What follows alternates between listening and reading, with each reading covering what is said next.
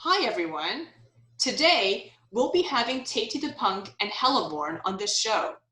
They will be having a conversation about world building, whether that's in historical fiction or in fantasy works. Tete and Helevorn will also be talking about how to avoid stereotypes in works.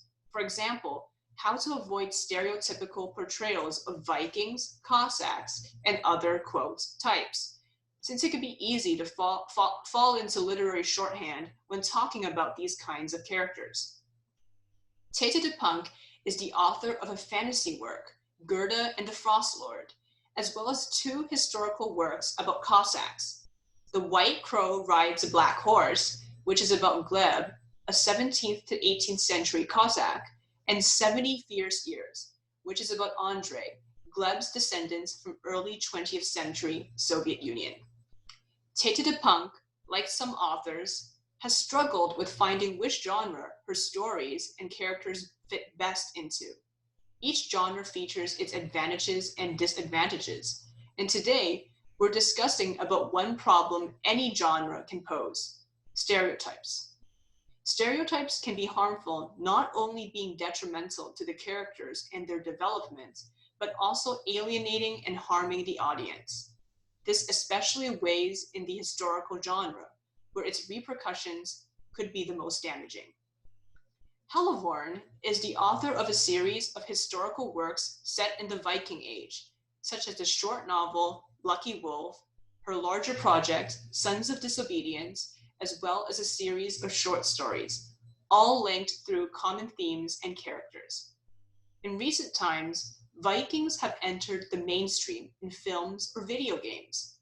In building the world of her stories, Helevorn has come across several stereotypes related to this topic, which she will talk about today. When working on your respective stories, what problems did you guys have in fleshing out the historical setting of your respective stories? How have you avoided stereotypes in historical fiction? That's an excellent question. And I think that's a common obstacle and problem I think many people who enter that, genre do encounter. I think, for me, entering into historical fiction, I think one way to avoid stereotypes is to first, assess what the stereotype is. For example, when I was working, with Cossacks, in particularly the Don host, I tried to avoid things like generalization and the stereotype, which, many modern, people, you ask what they think of a Cossack, they'll think of a guy with a mustache and a fur hat, and he's wearing like these exotic clothes, well, quote unquote, exotic clothes from the Caucasus, and he's dancing, and you suddenly hear, Tchaikovsky's Trepak, segment in the background. And I did try to think about what other stereotypes are there? Well, there's stereotypes that they're violent, bloodthirsty, they're always doing raids, burning down the village, sort of a, folksy, folkloric type of thing. Um, and, sort of like this, violent thing, or, sometimes some people would use the word Cossack as an insult, and you think, what do they mean by that insult? They might say, oh, you're a Cossack, and that would mean like somebody who's like wild or disorganized or defiant or brutally draconian. So you try to assess the stereotype, and then you have to compare that to what the actual research shows, and you say, well, there were some things, there were some like brutal things that happened, but then you realize that the stereotypes, they're formed through many things. They're formed through like generalization, only seeing example of one thing, and then sometimes some parties and groups and outsiders like to keep fomenting and building the stereotype to actively harm and how do I say, invalidate that group. um, so that is one way to avoid stereotypes, just on a general scale, by assessing what is the stereotype, compare it to the actual sources. And it's always great when you can get sources from the actual places and people themselves, and not just through like outsider academic lens. You know, for me, what I did was I tried to look for, you know, good solid resources on Cossacks, not just a Western historian looking through it.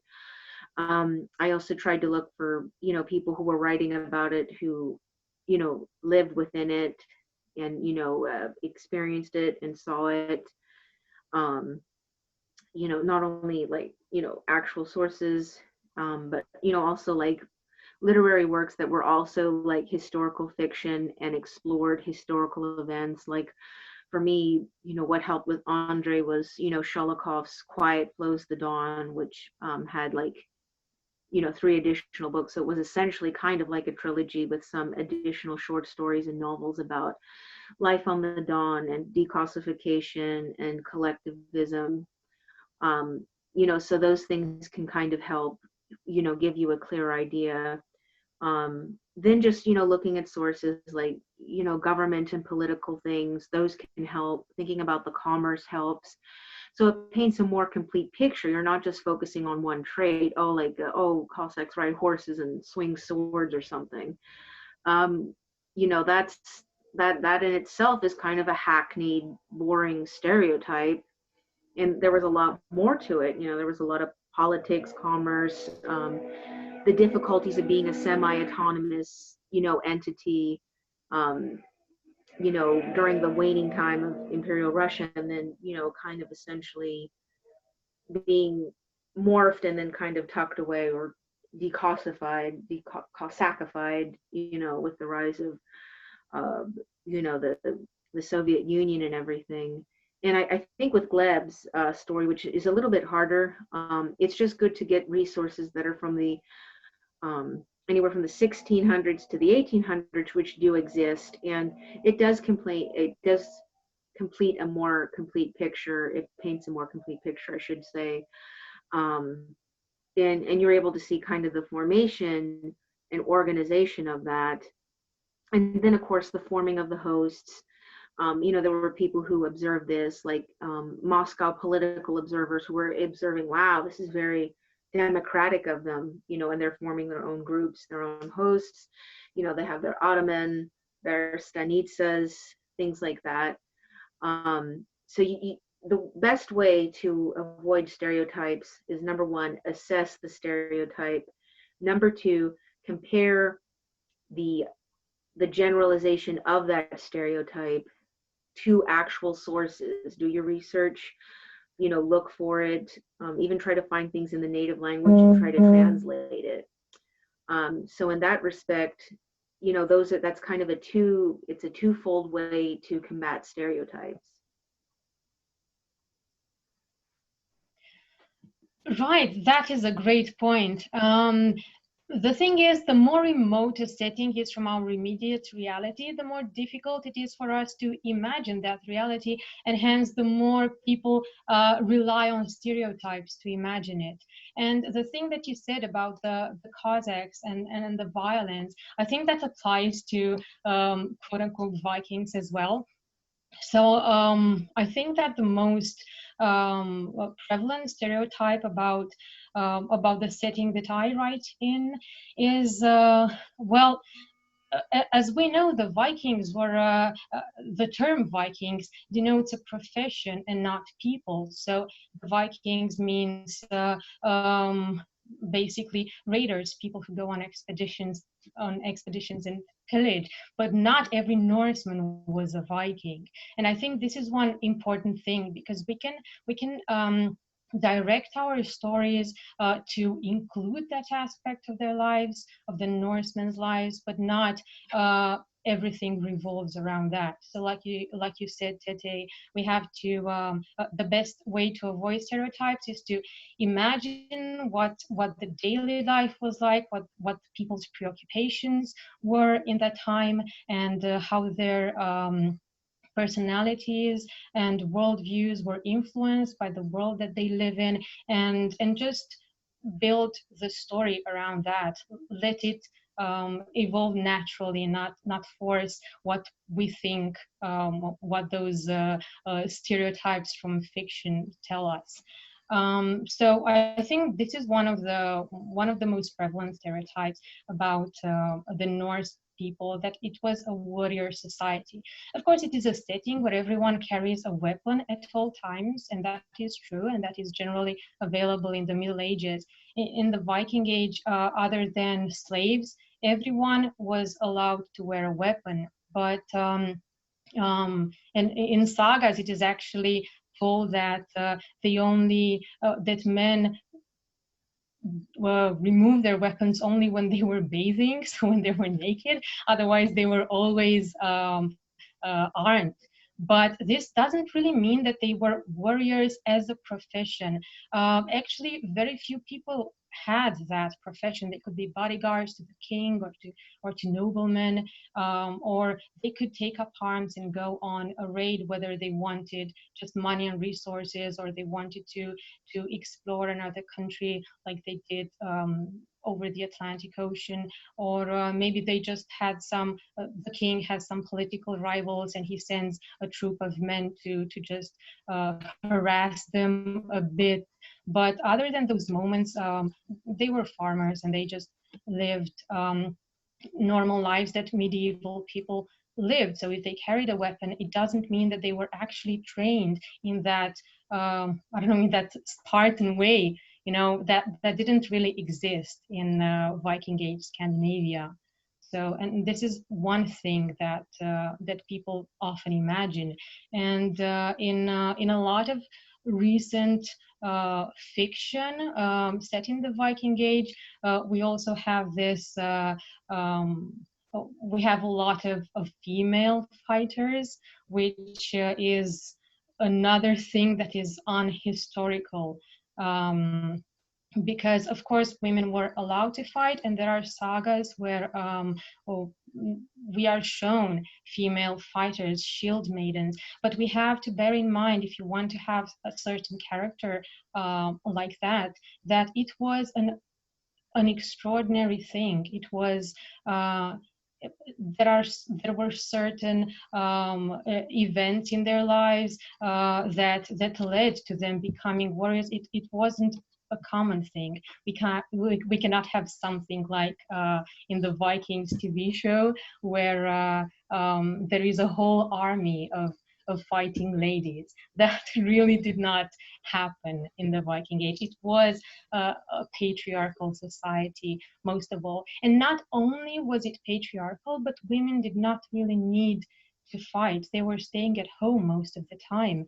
And a home that is worth raiding, a wealthy home, rarely had females left by themselves. So there were always male employers around who could, I don't know, who could, or even guards if it was the home of an important person. So there were really rare situations where women had to take up arms. So, and they didn't have, of course, this this concept of fighting as a hobby or something. So of course there really is no reason why a woman would actually be trained in fighting more than the next person. So those were really rare cases of female warriors. They existed, and archaeological findings also show us that they existed, but not as frequent as a lot of recent Viking fiction tells us. So yes, I think these are maybe two of the most frequent stereotypes about the Vikings.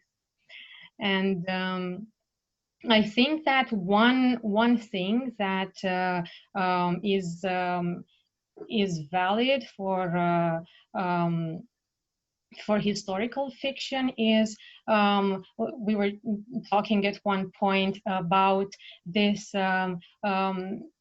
imposing morals that we have nowadays onto a place distant in time and a society very different from our own. How can someone who lived in a society that functioned so differently think like ourselves? No. What do you think about this, Tete? Yeah, I absolutely agree with you.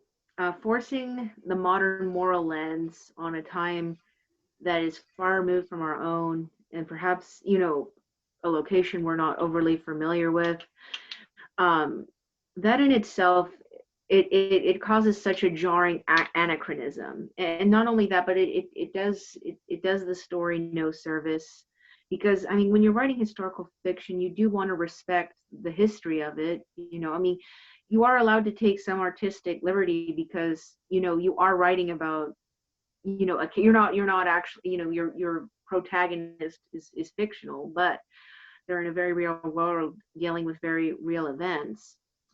I think forcing the moral lens, we have to take into consideration that over time, when we go back in time, things such as modern technology, which provide comforts, economic resources, welfare improvement for society, all these things alter our moral and ethnic lens, our moral and ethnic atmosphere, if you will.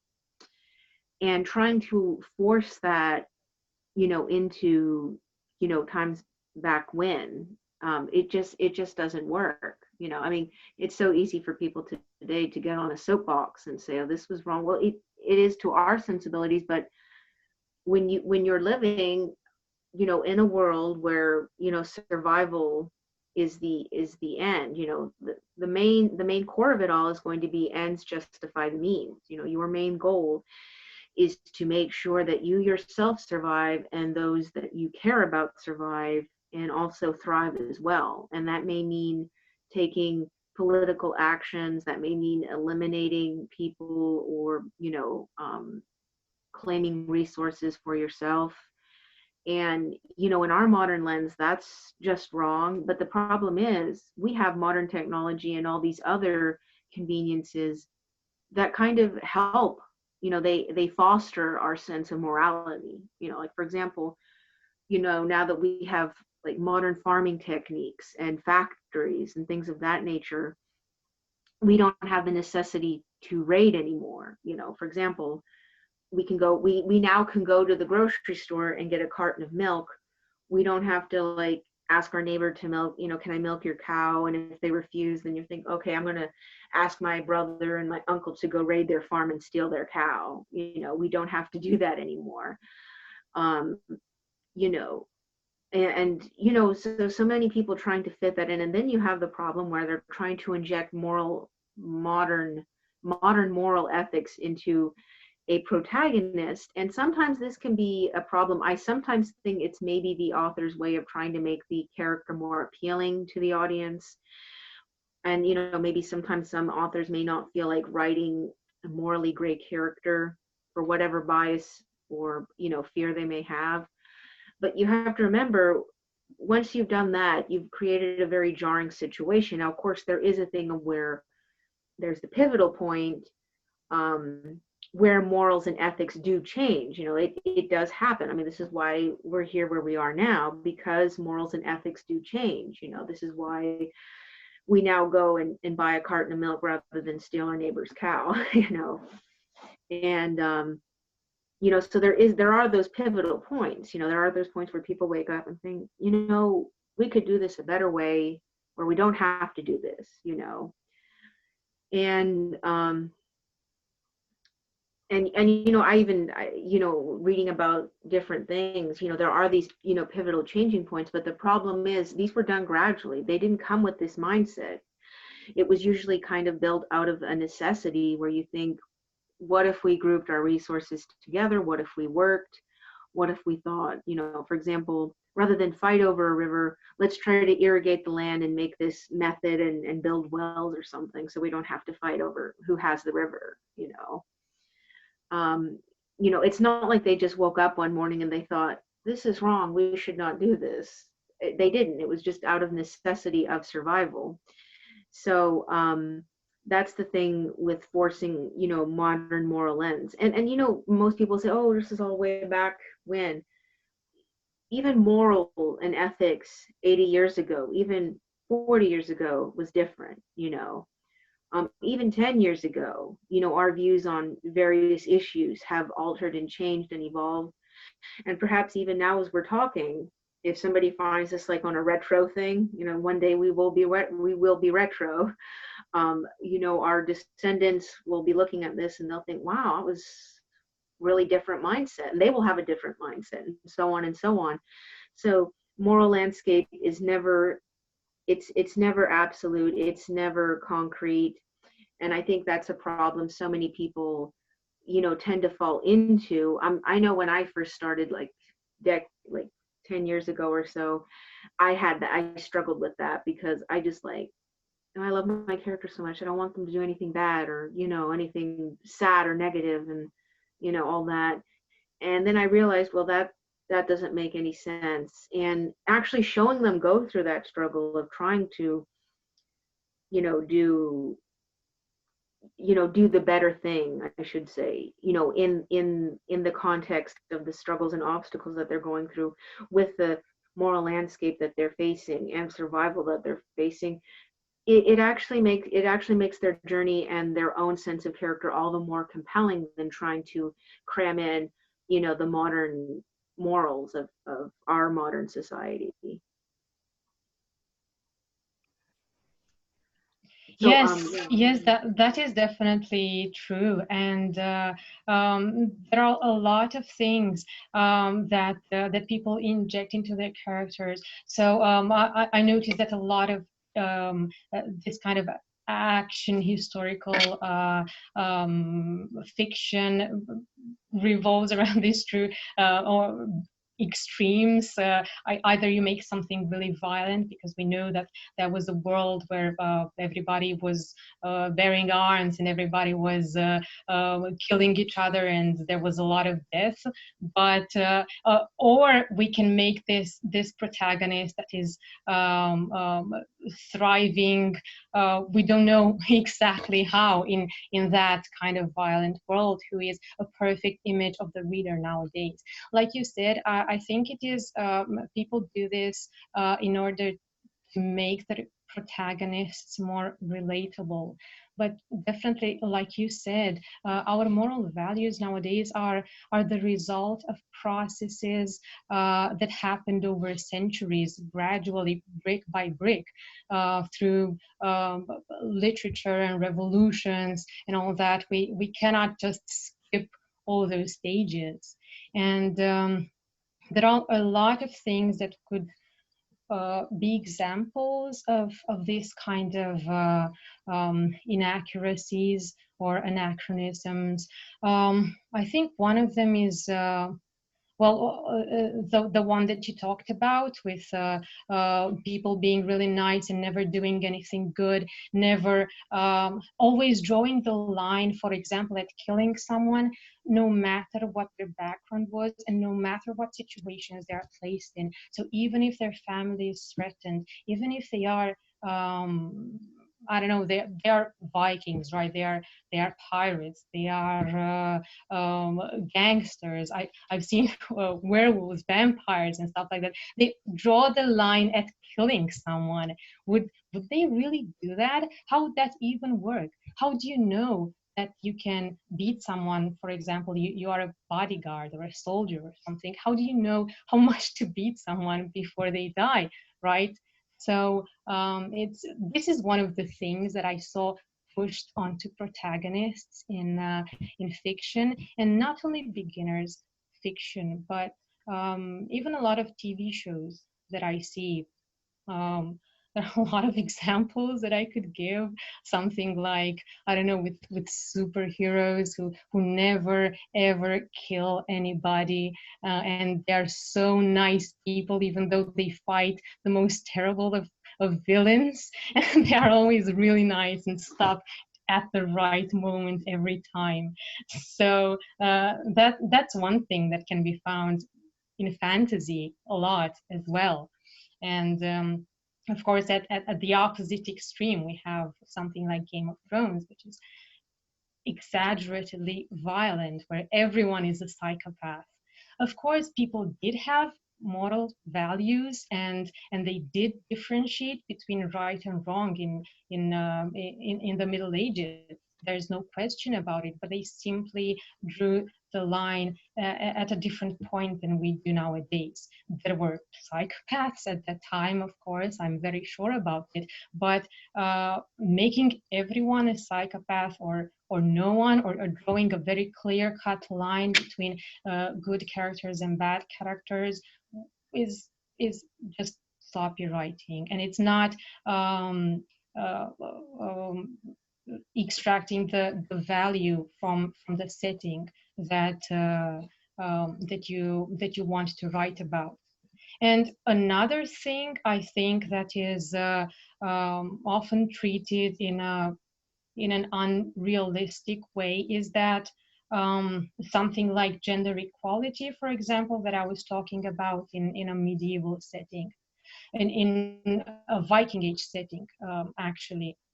And well, I think that that was a foreign concept, like we know it nowadays, because the world was shaped so that physical strength mattered, and the ability to fight in order to defend yourself was crucial, and influence mattered, achieved through strength, money, intimidation, and all those realms that were a man's realm. And also procreation mattered a lot, much more than it does nowadays, because nowadays we don't have to have 15 children in order to make sure that you survive.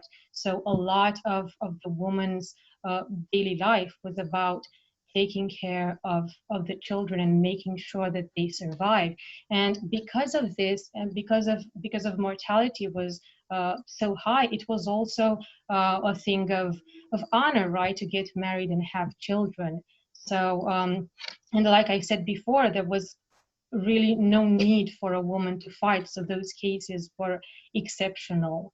So making a lot of like making armies of shield maidens is completely unfeasible. I really don't imagine how that would work, how their daily lives would work. Like, what do they do with their house? A woman was what, because women were generally staying at home and taking care of the house, which was mind you, an important thing. It wasn't easy to take care of your estate while your man was away, because you had all those goods, you had people, you had servants, you had to coordinate all these things, you had children, food, and all that. So it wasn't really an easy thing to do. It was much more difficult than it is nowadays with all the facilities that we have.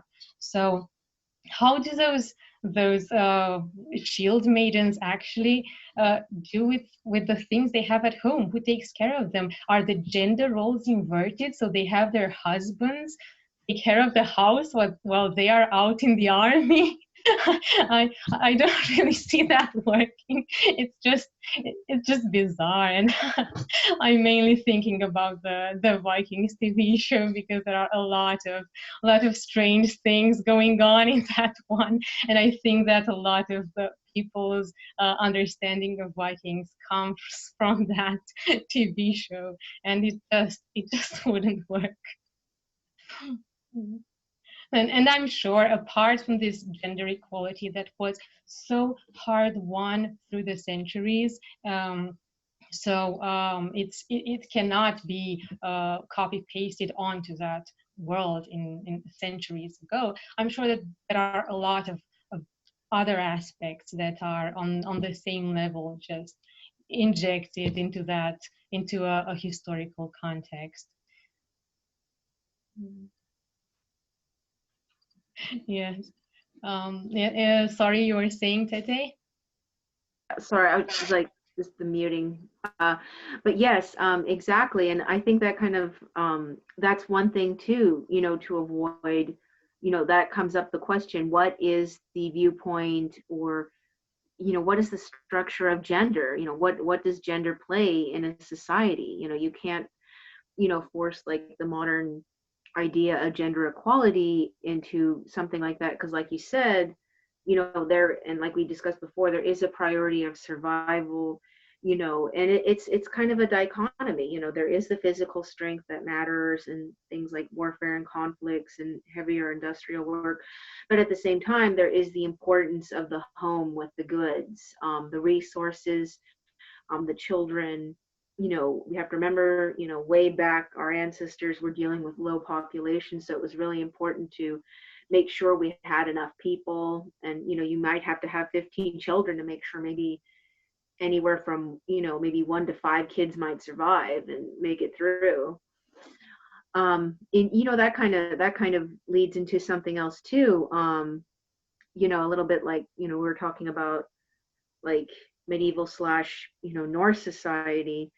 You know, something a little bit to expand on, you know, with the development of Cossack society. It's a little bit strange because it's like its own forming. But you know, basically, you know, as how do I say, prior to like late 1700s and such, you know, a lot of Cossacks is kind of like a male only society. You know, there was very few women, but you know, as people, you know, as the Cossacks formed their own hosts, they began to form their own settlements. They realized, well, we now have a home, we need to have somebody, you know, basically be the domain of that. And that is where, you know, they started marrying, having wives, having children, starting families. And you know, that kind of led to the concept of the Kozaczka. I probably butchered that pronunciation, which is just meaning Cossack woman. And you know, she did exercise quite a bit more authority, you know, in her society and the household. And you know, compare that to like the average like citizen or peasantry outside of the ethnic group, you know, or you know, average, you know, outside of the ethnic group. And it's like you said, woman's work in the house was important because the house was the heart of so many things. It was the heart of survival, thriving, you know, what had mattered, you know. And you know, a woman has so much to work with. She has to, you know, make sure the house is safe, make sure the children are safe and well taken care of, make sure all the resources are safe. And like you said, it is hard when, you know, the husband and other figures are away, you know. And you know, so that's something very interesting to think about. You know, we generally think of gender equality where, you know, is everybody doing the same thing? But you have to remember, back then roles were assigned. And I mean, it's not done out of a thing of malice, like, oh, I just want to, you know, keep everybody down or in their place. But it's more of a thing of survival. You know, like you said, it would be pretty wildly inconvenient for, say, a mother to like just take up, okay, I'm going to go be a shield maiden, bye kids. And like, here, I'll take your place, husband. Go and babysit the kids and water the horses and tend to the fields. And he's like, what? Yeah, I'm gonna go be a shield maiden, bye. You know. And that would be weird too, like if a, you know, Cossack woman said to her husband, okay, I'm gonna go serve in your detachment, there's the horse herd, there's the kids, bye. And he's like, what, honey, where are you going? And but no, and you know, also too, women had such an important part in commerce and trading too, you know, keeping household accounts, making sure everything was divided fairly, making sure things were done on time. You know, women were kind of, you know, like mathematical and, you know, commerce keepers, if you will, guardians, if you will, of commerce. And, you know, that's something you know, we can see with like Norse society, we can see that. And you know, I see also a little bit of that with, you know, the Cossack societies. You know, the woman did a lot of the business transactions while her husband was off, either like training, or if he was serving in a detachment, or if he had like a far off business trip, which kind of formed in the later 19th century, earlier 20th century, as that society evolved into like more livestock kind of stuff. And you know, it's a bit like the proverb, you know, the Cossack may sit in the saddle, but his wife holds the reins, you know. And it's true, you know, it's like, yeah, she's the one holding the reins, you know. She's the one holding the reins. And it's true. I mean, she was the one that kept the household accounts pretty much in order while her husband was away. And, when her husband came back, he expected to find the house in good order. I mean, he did his duty. Now she's doing her duty. And it made for, in essence, it is a form of equality because it's kind of an equilibrium, because you can't have one without the other. I mean, either everybody's going to be like an all-male warrior society that doesn't do anything at all, I mean, outside of mercenary work, or else you're going to have that aspect, but you're also going to have, prosperous settlement, or at least sustainable settlement. So, it's an equilibrium, and we can't just say, oh, women didn't get to do anything, or women were just, put in the back burner. They weren't. They had very important roles, and that can show a lot of strength of character and make interesting narrative. And essentially, we kind of owe the survival of the human race to the keeping of the home. And also, the thriving and development of societies, that owes to that too, because I don't think we would get anywhere with a lot of technological or commerce if all we did was just fight all day with everybody. So I think that's something to think about when you're writing. To avoid kind of a pitfall, don't try to cram in modern gender ideas, because that wouldn't be practical or applicable in that time with how things, people survived and things like that. Right, definitely. So I think that one of the things that can be done in order to not fall into that trap is, the point of equality, like you said, is not really identity. So they don't have to do the same things, men and women, but rather the point should be explore other aspects of that world, of that setting, of that life, right, that aren't generally discussed, that are overlooked because maybe they were believed to be very common in the past, and people were usually looking for the sensational in older literature, right? And this is why, for example, saga literature is a lot about about fighting, about wars, and about heroes, because they were the action films of that time, right? So they were meant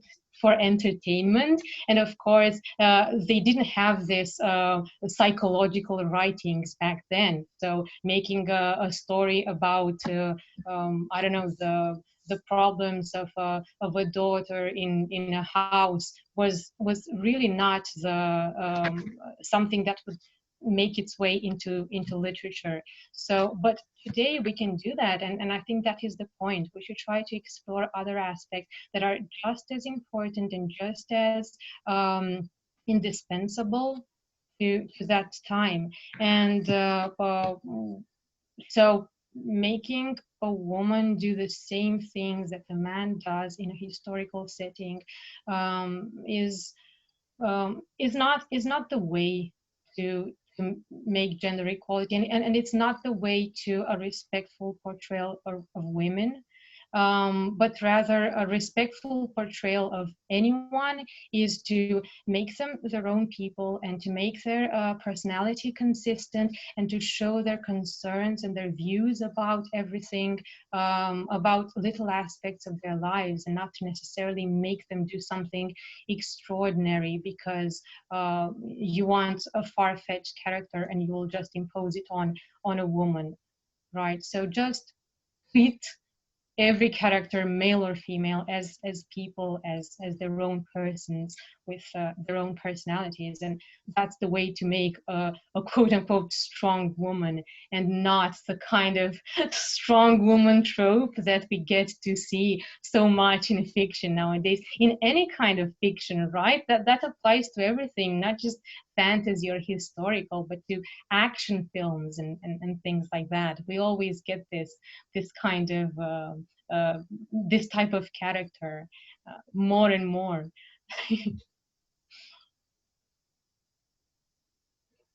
Right. Yeah, exactly. I absolutely agree. I mean, that's so important, you know, any character, just write them as a full person, you know, show the importance of what they're doing, you know. It's like, I guess just to deviate, you know, from historical for a moment and go into fantasy, with fantasy, you can apply the same things because in fantasy, people still had to live in a house and eat, unless you have a fantasy world where they don't. um, you know, for example, you know, someone like Gerda, you know, I mean, aside from the magic, I mean, being a midwife was pretty vital, you know, to the survival of a society, things like that.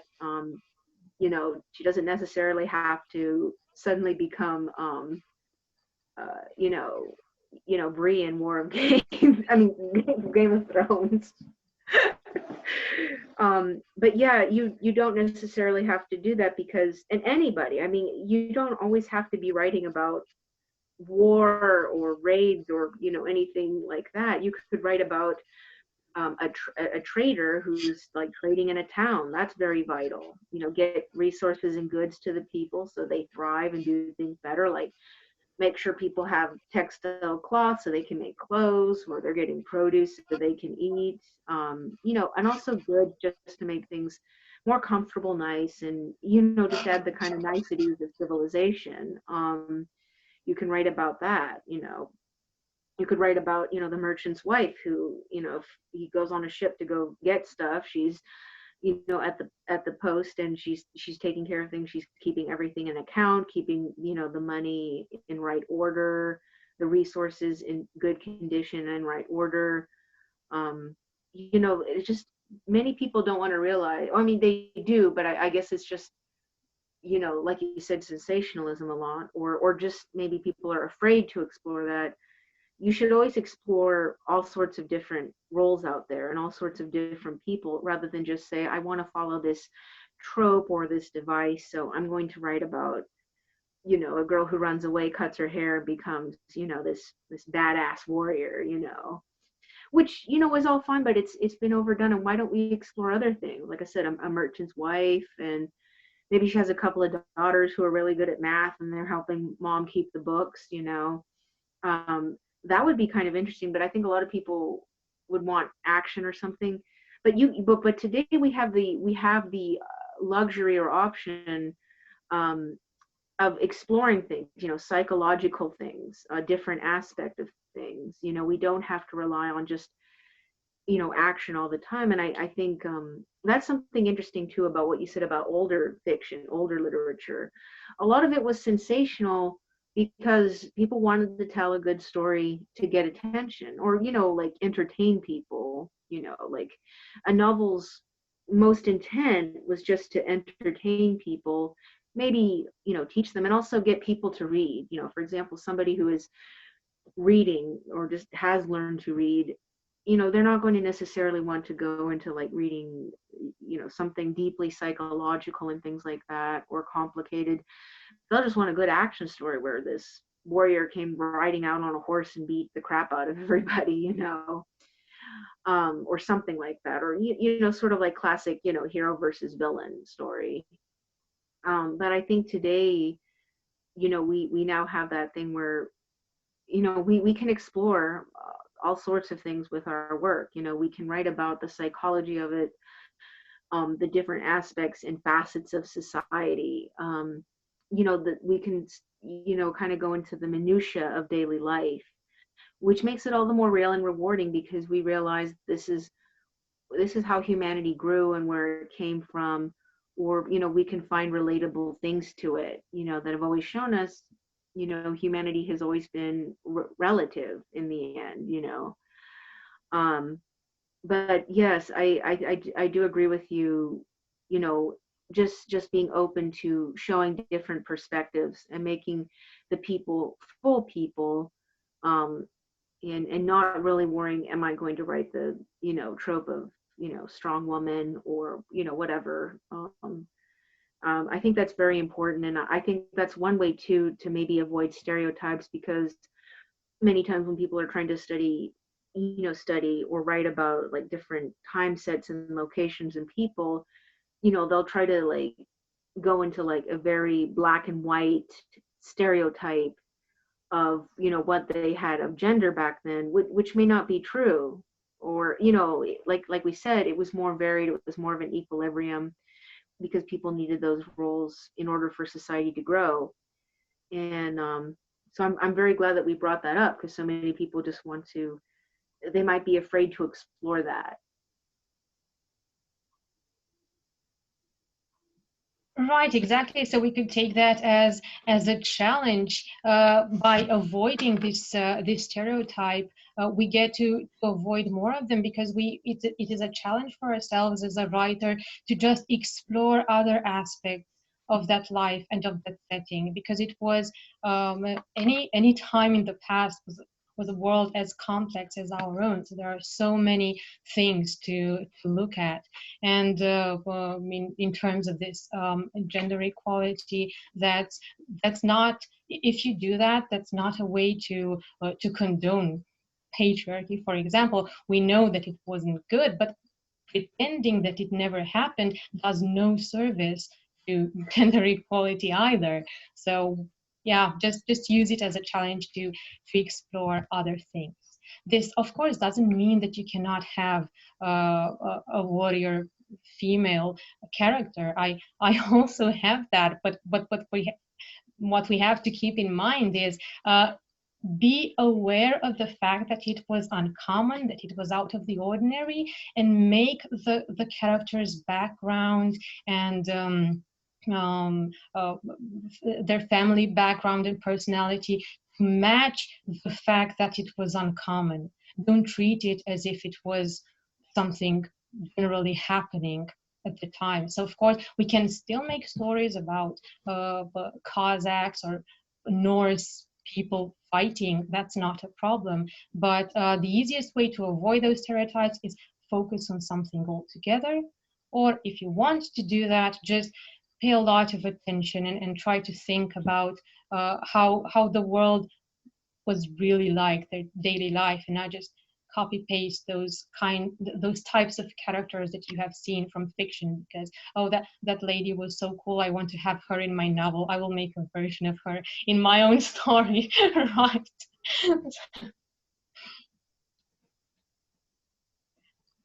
Yeah. You're absolutely right. You know, that's true. I mean, we can show these things, we can have these things. It's just a matter of just not being afraid to show the whole picture, you know, and also showing it to, like, you know, if something was not common, then show it as being not common. You know, just do not have it like, oh, this is, you know, this is, of course, this is how everything is, you know, this is how it is, you know, it is not, you know. And you know, and you have to, like you said, show the context, make sure everything's consistent, you know, with their background, their personality, circumstances that may have, you know, put them in a situation of going into that. You know, I think it's very important. You just can't say that, oh, this character one day woke up and decided to do this for no reason whatsoever. Or, you know, for a reason that may sound very modern, you know, like you know, whatever, you know, but I think that's very important. And I think you know, also when you explore that, and like you said, challenge yourself to explore that, you're able to, you know, further deconstruct and disable, you know, negative and harmful stereotypes. Well, all stereotypes are pretty much negative. You know, there's no such thing as a positive stereotype, or you know, a stereotype that does anything positive. You know, because I mean, there can be stereotypes where, oh, this was so nice, or they're so nice, and then that's like that's just equally as harmful, because you're putting an expectation of something, you know, on a generalized group, you know, and that in itself is harmful. And that applies to people, locations, time, places, any context that you deal with, you know, a group of things, of people or entities or whatever. But yeah, absolutely. I was thinking of else to discuss. So I think we have, you know, discussed gender equality, the strong woman, the moral landscape, you know, and ethics and everything. I suppose maybe the last thing maybe to explore would be something like how to overcome like the fear of inaccuracy, because sometimes we may not have all the resources to get all the details. And you know, where do you feel like, where does one as a creator feel that we should take artistic liberty in doing something, or know when to back off? Yeah, that's an excellent question. I think that once we get the basics of the world that we want to write about, then we can just let the characters dictate how much we go into the historical facts. So, of course, we have to have a basics of mentalities of how daily life worked, or and decide possible topics that we want to go into, and all kinds of themes and plots. And once we have that, the characters will sort of speak for themselves. And this is another thing that we were discussing in previous sessions. How not to make your story look like a textbook. You have made research, and you have a lot of ideas, but how to put that in your story without making it look like a history book page, right? Well, there are a number of ways that we can do in order to avoid this. We can show, for example, characters' thoughts in the form of stream of consciousness. If we look into the mind of a medieval person, so much of that worldview is ingrained in the way he sees everything around him, and we could just sort of inject these little pieces of information into that, instead of just making the author's omniscient voice saying, in that year so and so was king and people were doing this and that. That is, of course, boring and off-putting for most readers, and it was a thing that was common many years ago. But we can easily avoid that by letting our characters speak for themselves. And we have to figure out the things that we want to focus on. We want to show that, for example, there was a lot of death, there was a lot of violence. They thought this about this aspect, yeah, and that will reflect in their conversations, not only in their thoughts, right, in their actions. We don't really have to copy paste anything from an academic journal that we read, even though sometimes we are tempted to do that because it's so interesting, right? This is why we are into historical fiction. We read something and we're like, oh, that's so cool, but we don't really have to put it in that form in the story, right?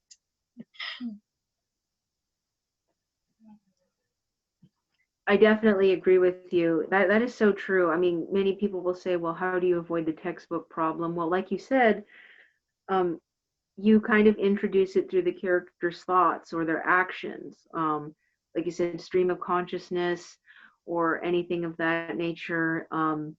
You know, like for example, me trying to explore, you know, like the events with Andrei, you know, I'm kind of, you know, working with his memories, you know, and you know, he makes allusions to certain dates or times, or, you know, like he, you know, he says, you know, I wish, you know, certain things hadn't happened in this month that caused all these other things to happen. And, you know, little tidbits about daily life, you know, and it's mostly, you know, like, you know, you're just seeing the character live out through the life. So for example, you want to write about someone in, you know, the medieval times, you know, there's so much you can work with that, with their thoughts and everything. They might say, well, I'm going to go into town, I'm going to hitch up my cart, go into town and, you know, sell something. And then they hear something about, oh, this king died or something and his brother wants to take over. Well, you've already included an event. You didn't have to say the year is 1046 and this person died, now his brother will take over. No, but you got it interesting because now you've got groups of characters talking about, like the blacksmith is talking about, oh, the king was a jackass or something, I'm glad he's dead. And then you've got somebody like, I don't know, the leather guy, the guy that makes leather. He's like, no, the king wasn't a jackass. You're just like a bad supporter or something. And then the characters hearing this and they're like, I don't know, I'm hearing two different opinions. I'll form mine when I hear more. And it sort of sets up the community, it sets up the character, and you introduce, you know, more daily life, you've immersed the person in it. So you're not just reading off a textbook. It does get tempting to do textbook stuff when you have long stretches of events or, you know, like a long interval period. Like with Andrei, like I'm just, you know, very tempted to like, I don't know, here's some newspaper. I'm just gonna slap this article from Pravda here, you know. But you know, I can't do that really. I mean, I could have Andrei, you know, maybe read a newspaper or something, and he thinks, oh, this is crap or something. And then, you know, of course, then again, you know, sources are going to be different, and you know, you're going to have and you know what, it doesn't hurt, you know, when we worry about the inaccuracies, many people might hear something different about what an event happened, or their viewpoint might be different of what the event happened. Like a history book will tell us one thing, and so this is what happened and everything else. And history is supposed to be objective, but when you have a character, it's going to essentially kind of be subjective. They're going to have their own biases and opinions. They're going to be hearing different sources. And of course, things are always like telephone. Even in today's world of modern media and having instant news and sources, everyone's going to have telephone. Like, for example, in the States, an event happens. There's going to be 5 different ways to view that event and what really happened, you know. So sometimes you may not have to truly worry about accuracy. The best thing to remember is just to make sure that, you know, it's generally, you know, respectful, and that, you know, you treat it with, you know, the respect. And, you know, your character will have the bias, and hopefully the audience will understand that and not see that as a personal reflection on you, or how you view history or anything like that, or what really happened, because what really happened can be very different for so many people. You know, an event could happen and you can ask 5 different people what happened. You will get 5 very different accounts. So like, for example, I kind of worried about this a lot with Andrei because I'm dealing with like a very sensitive political thing. But I'm kind of avoiding that because he's not seeing the bigger expansion of it. He's seeing how that affects him personally and people around him. And his biases kind of shift where he kind of loses hope in things. He sees what, you know, makes, you know, what he has always been built upon disintegrate. And now he's forced to find something new and wonder who he really is as a person. I mean, that's one, you know, that's just one character's journey. But I mean, like, say you want to do something with medieval things, you know, you could see how a person, you know, maybe they'll think to themselves, well, I may never know the truth, but what really matters is how is the society around me going to affect me, if I can contribute it or help in it or just survive, you know. And that is a good, that is something I think creators should not be afraid to do, because you can't always think to yourself, well, I don't want to do anything inaccurate. I don't want to do anything like, nowadays with history, we put our own modern moral lens to it, which, you know, is good. We need to learn from history and think, well, we shouldn't repeat that, or think like that, or do this, or take that action. But you can't do that because our characters don't have the luxury of being in the future with us and seeing that and going through all the changes and having the more, you know, ethnic lens or compass that we have today. So, you know, you kind of have to not be afraid to go into that. And I think that's something that I think some creators, you know, might feel nervous in doing. And sometimes it kind of falls apart when they try to do otherwise. And sometimes with inaccuracies, when you need to fill in the gaps, like you said, you know, if you know your character well enough, they'll kind of dictate what will fill the gaps. And that in itself will make the accuracy, you know, or at least, you know, the semblance of accuracy, that it is, you know, cohesive and respectful. Indeed, those were some great points. That we don't have to focus often on these little details. That's not what makes the story. As long as the world makes sense and the characters are acting consistently and naturally, this is the most important thing, and they will make the story, and not those little details. We can alter who was king at that time if we don't focus on that, or I don't know, things like that. If they are not crucial to the story, then we can of course play with that, as long as the characters feel real, and as long as it's something that a medieval person wouldn't bat an eye, you know, when they read that, something like, oh, I've never heard of that, I would never do that, you know. So as long as it's not something like that, as long as it sounds plausible in that context, it's okay. We can play with the details. It doesn't have to be a history book page. Right. Yeah, exactly.